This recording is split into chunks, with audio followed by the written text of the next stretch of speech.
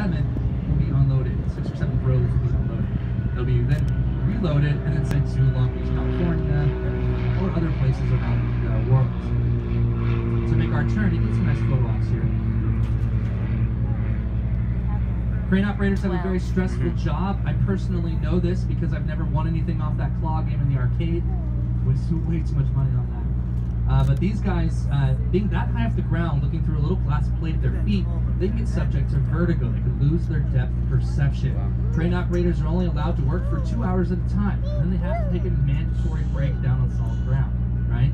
Then they can go back up in the crane later if they'd like. They'd only work for 2 more hours, take a break, work for 2 more hours. Most crane operators work about a 30-hour work week and make well over $100,000 a year. That's starting. Don't quit your day jobs. It takes 15 to 20 years to even be able to apply for that position, and you have to be a longshore worker to do it.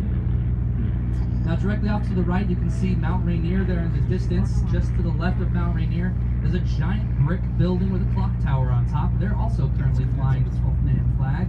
On top of that clock tower is a green emblem. You guys know what that stands for? Starbucks is correct.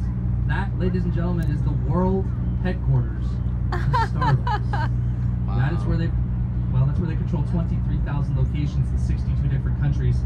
That's where they plot their global domination from. I know I have a lot of jokes on this tour, guys, but that's not one of them. Now, we have a lot of Starbucks here in Seattle. In fact, Seattle has more Starbucks stores per capita than any other city in the world. We don't have the most. New York City's number 1, Las Vegas is number 2, and Seattle number 3. Now, I always ask people, how many Starbucks do you think are in Seattle? Then we just go around the block. Everybody's like, oh, 20, 30, 40, 60, 100. I looked it up. In 5 miles from where you got on the boat today, Pier 55 in a big circle, there's 196. Those are just Starbucks stores. Those don't include the kiosks. That also does not include Seattle's Best Coffee, which is now owned by Starbucks. No. We're so caffeinated here, you can say we're sleepless in Seattle. Is it better than our weather's so gray you can say it's 50 shades? Now, directly out to our right, folks, we have the Coast Guard base. Coast Guard Sector Puget Sound. This is where I got to spend a lot of my time. We have 2 large white vessels. The closest one just passed 717 Mellon. They're high endurance Hamilton-class cutters. They're law enforcement vessels that provide homeland security.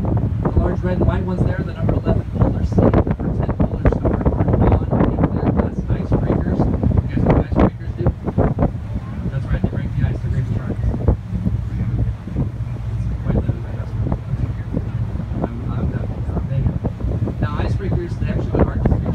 Shipping lanes, McMurdo stations down in Antarctica, and they get iced in every year. So yeah, researchers do pay their way out there just to get down to those Arctic regions and do some research.